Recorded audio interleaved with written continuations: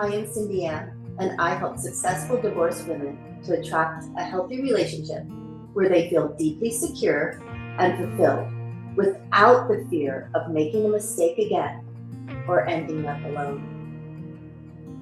I'm Abby. I'm a busy mom, and I help high achieving single women overcome their fear of getting taken advantage of, stop pushing men away, and invite the secure and loving relationship of their own dreams.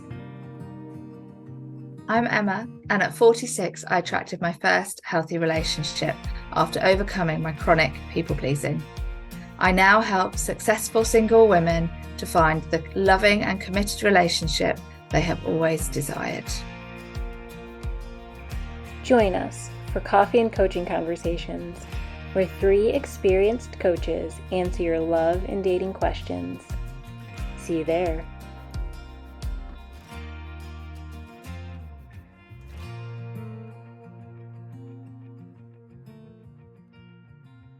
Welcome to Coffee and Coaching Conversations, Love and Dating, the podcast where coaching and personal growth intertwine to empower you on your relationship journey. I'm cindyann in Seattle, Washington, and I have the lovely Emma in London, and I have exceptional Abby in Ohio. Today's conversation has not even been introduced to my cohorts. I know. And we really wanted to just really do it different and do a free-for-all women who are talking about what I believe is kind of one of the most important pieces of our life. And that would be the relationship that you have with your partner, and or the relationship you have with family members, and or the relationship you have with your children or your sister. But the relationships that you uphold with the people, with all the special people in your life, is really what it all comes down to. There's nothing that really comes out of life than the relationship. I was at a funeral last Wednesday, and during that, when people would go up to the pulpit and talk about how special the deceased was to them, their loved ones talked and talked and told stories, and people were laughing and falling off their chairs laughing, and it just finalized that, yes, indeed, what we have only at the end is what people can say about us and the type of person that we were, who we are. And what us 3 girls learned about ourselves a couple years ago was that we wanted to have a relationship with a partner, a loving relationship with a partner that we could spend our life with. So this is where the topic's coming in. And that is that we talk to women who want to have a relationship and a partner to go to share their lives with.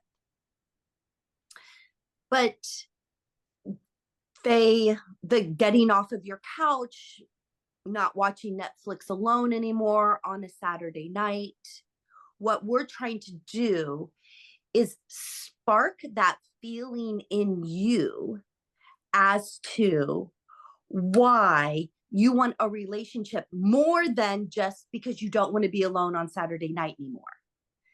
That there is something internally in you, in your body, that craves partnership, that has it so that you feel loved, you are loved, you have experiences of caring for someone caring for you, you receiving, you giving, all those things that happen in a relationship that are so important for your life, well-being, mental health, where you're going, what you're doing. And the women out there that we're starting to coach are women that are ignoring this piece of why it is important to be in relationship, because it makes your life so much better. And so what they've done is they put the wall there, they've blocked it.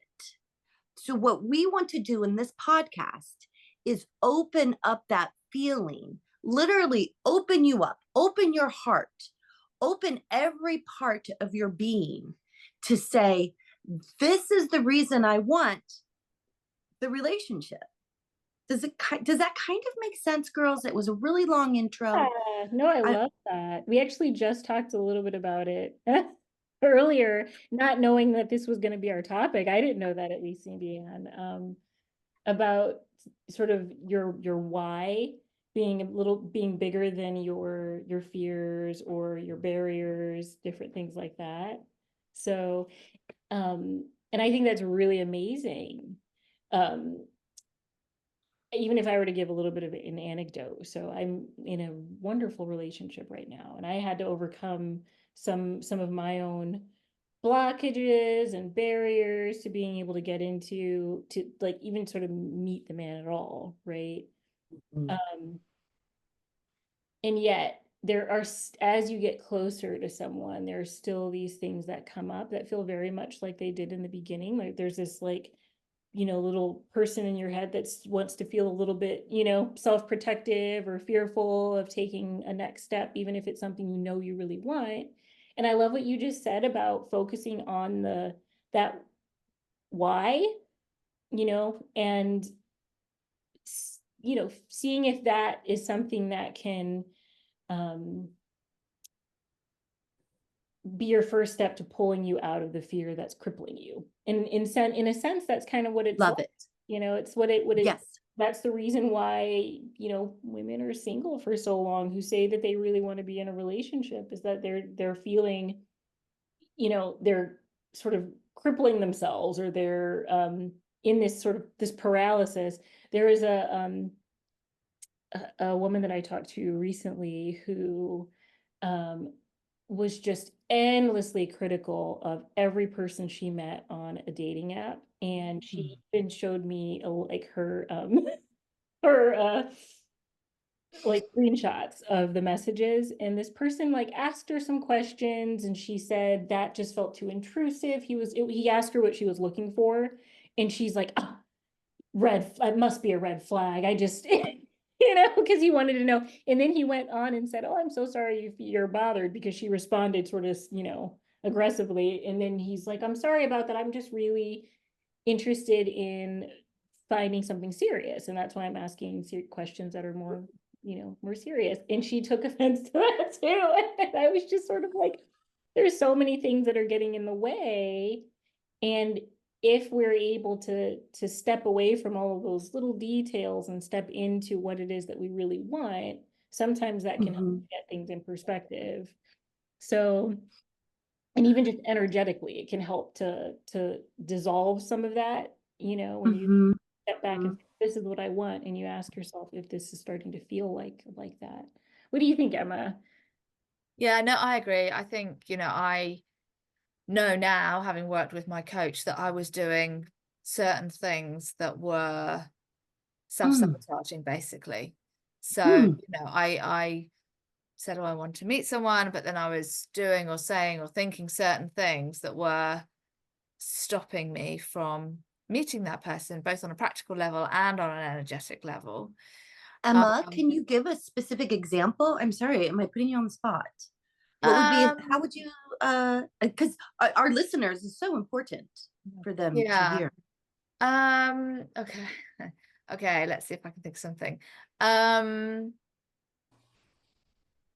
okay, so for example, I wouldn't rule out people that lived, far away. So you would have that long distance relationship, because then you would have, you would still have your own time and space and all of that. But then when you were with them, it would be lovely. So it was not fully committing to having somebody in my life that was like, I mean, obviously it's London, nobody's really round the corner, but you know, not too far away, easy to kind of meet up, that sort of thing. So things like that. I mean, there's others as well, but No, that's helpful. I know, I yeah. love that. I did the same thing. And that's a very classic, I don't know, symptom, I would say, of an avoidant tendency. So if you're Yeah. up Yes. and you have this thing, so if you've ever said to your friends, well, I just can't find anybody in my town. There's just everyone you know, all the local guys are just like this, or they're like that, there just aren't enough of them, or something like that. More likely than Mm-hmm. not, you're creating some excuse for Mm-hmm. keeping your distance.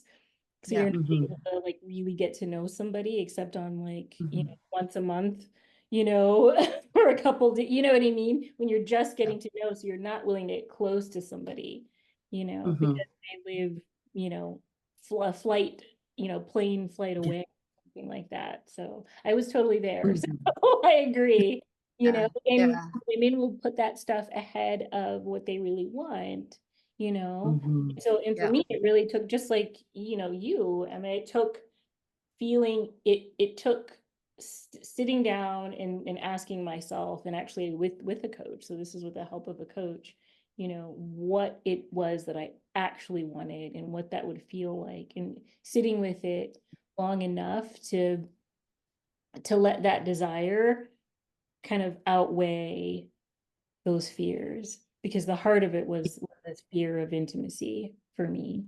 Yeah. Absolutely. Yes. Yeah. Wow. Very powerful. Really Yeah. like that. Yeah. What about you, cindyann? I know you gave us a great intro, but do you have any you know, sort of examples of how your overall like feeling into your desire, and how that, you know, was able to help you break Mm-hmm. some of Mm-hmm. what was holding you back? One of the things, and I've said it before in another episode, and one is that when I heard from a love coach that if you are in your 50s, which I was over 50, and you are not willing to date out of your state, then why are you dating? Because the chances of meeting someone next door around the corner, it's a little opposite of what you girls are saying, which is kind of nice to have this guy who is a train ride away or a flight away. Where when you're in your 50s, the pool of men come down so much more that if you're not willing to date someone who lives further away from you than around the corner, then don't date until you can open up that piece of your limiting beliefs of, you know, your requirements of, you know, I want to be able to have a 20-minute car ride and that's it to see my guy. Then that, so that was, and that's exactly what happened, is that I started dating my now partner, and we lived together. We were dating from state to state. We were dating from Seattle, Washington to Austin, Texas. So I was open to that. And if I wasn't open to that, I wouldn't be in the relationship I'm in today. And I am so glad that that love coach had said that this is your option. Dating out of state is an option. So does that make sense? Like, Yeah. So I guess no matter how you shake it, there's this desire to kind of come up with excuses for why why you shouldn't be dating, yes, or why this one isn't gonna yes, work, is not gonna work, and this one you shouldn't take that opportunity.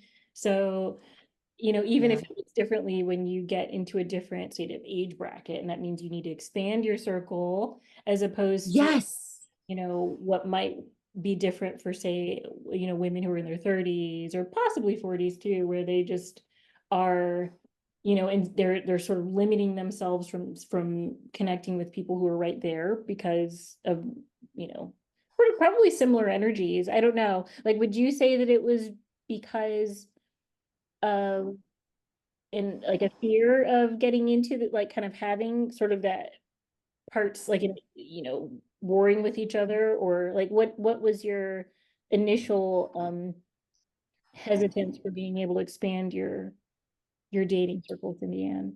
Well, I think what it did, because I was such a good girl, it gave me permission to date out of state. So when this love coach said, you know, he's not going to be right below you, you're not going to find him under your nose. You're going to have to expand wide. And when I say wide, I mean expand the whole, USA. Expand expand that you could very seriously date someone, if I was in Seattle, in New York City. And I was like, oh my God, really? So it gave the permission, and it just physically let my whole world open up to, oh wow, I will chat with this guy in California. Oh wow, I will chat with this guy in Denver and Ohio and New York. So I had conversations with guys all over the country because of that comment that she made. Does Yeah. that make sense? Yeah. Is that kind of answering your question? So, I mean, it sounds like you were by that point really willing to jump in and sort of do whatever you needed to do. So it wasn't as much of a newsletter like, oh, I never thought of that or something, or just changing your expectations. So, as opposed to really having to like break through some energetic barrier that was keeping you from what you really wanted. So, Yes. yeah, Yes. Yes. And that was it. I mean, I really, really, really was ready. yeah, So that's like where I feel like, some of the women that I'm in conversation with right now about, I'm like, well, wait, how ready are you? Like, how ready? Like, how many really, really, really, really readies are you? Because the woman has to really get ready, because it's not just, you're not going to be like, like we like to say, like this magical thinking. You're not going to be like, you know, uh, taking out the garbage one day, and this lovely gentleman's going to be driving down the road and his little Porsche, and he's going to see you taking out your garbage, and he's like, "Hi, how are you?" I mean, I think so many people come from that viewpoint. yeah, I know a lot of women in their 50s that think they're still going to magically meet their man yeah, sitting next to them on an airplane. And yeah, it's just a real hard match to happen that way. And in the process, what I want to do as a love coach is really teach you the things that you can do, the steps you can be making to get to that partner piece mm, that the body physically craves. The body, the mind, the spirit, we crave the connection, the intimacy, the love making, the someone to come home to at night, not to cook for ourselves every single night for the dinner, for dinner alone again at home. But it's so much more enjoyable to cook for a partner that's going to come home that night. yeah. Yeah, I love that. And I like what you said about how it's not necessarily going to happen the way people think. They think, oh, I'm just going to meet somebody or I'll be out and about walking my dog or something, and then we're just going to bump into each other. And the reality of Yes, that is that if that could happen, then it probably would have by now. And what's exactly. likely than not keeping people from having those experiences, or what I want to say is that even if they did bump into that guy, they're probably not going to connect because they're literally not ready. They're not open enough for that. And you're truly open to what they wanted. So he could be right there, you know. Yes. and I had that experience where well, I look back now on, different connections that I had that actually probably could have worked out, different Yeah. people that I had, say, maybe gone on one date with or even just chatted with or something like that. And I just wasn't Yeah. there, wasn't actually ready or open to it. So one thing, and I want to just kind of bounce this off of both of you. I know we're going a little bit longer, but it just got me really excited what you said, cindyann, was Good. about when you started talking about all the things that you wanted to experience and like having somebody to come home to, or being the person that he comes home to, being able to have those dinners together, being able to go out together, different things like that. So one thing that is so powerful about this topic and why we're bringing it up right now is that you can do this too. You can do this right now. I know it helps if you have a coach to lead you through it, but maybe just spend a little bit of time thinking about what you want it to feel like to be in that relationship, you know? So not just your list. So this is a little bit different, right? From what I'm hearing from both of you, different from like this list of Yes. he's got to be tall, he's got to be this, and he's got to be fit, and he's got to be active, and he's got to like to go to, you know, plays or the theater or something.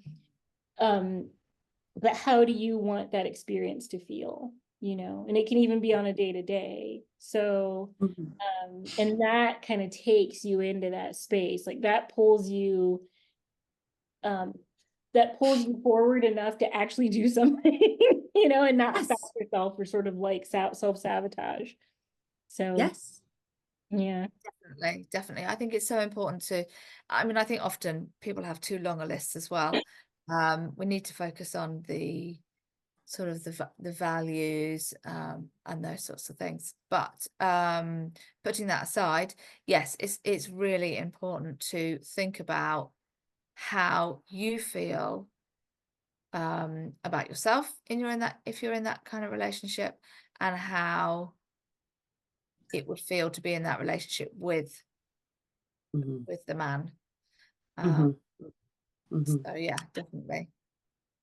Yes, and that's the piece. The piece is, you know, you have the list, the written list, but it's the feeling in your body. How would it feel if I'm just, say it was, 3 o'clock, say we weren't on this screen together and we weren't doing this recording, but it was 3 o'clock in the afternoon and I was just sitting down because I had finished my work for the day and I was getting ready to, either go for a walk around the block or do a yoga practice on my mat. But before I did either that or, either one of those things, if I sat down and said, how would it feel to at 6 o'clock have my partner walk through the door? And I energetically felt him walk through the door. And I said, hey, babe, how's it going? And oh, yeah, the dinner that we had last night, there's plenty of it left over. I'm going to set the table and let's enjoy that together and share our day. It's like so much different than saying, again, okay, so then that's what we want you to go into, that feeling of what that would feel like. And then really feel the feels and then go ahead and go around the block or go do the, yoga. But what we're saying is that if you start to feel those feelings, you're cracking at that stuck of, it's okay, I'm good on my own. I don't need a man in my life. Who needs it? It's, men are overrated, you're covering up the sadness that your soul feels for not having a deep relationship with a partner. So it's really, yeah, so get the feels and then be real with yourself. Be real. I mean, it's tough to be single. It's tough to want to cook for yourself alone every night, especially in your 50s when the chances of you living to like 80, 90, 100. I mean, do you really want to do that for the next 40, 50 more years alone? I don't know. Maybe you do. Maybe you don't. I'm not judging. I'm just saying that break through that. Get to the other side. Get to your feels and then do what you need to do. Hire a coach. Envision. Manifest. Get out there. Date. There's so many things that you can do to stop yourself from having all this alone time. Yeah. But equally, just to say, like, if you're not ready and you don't want to meet someone, that's fine. You know, Yes. spending some time on your own and being single is also very, very valuable. But if you're done with that, Mhm. then yeah, I would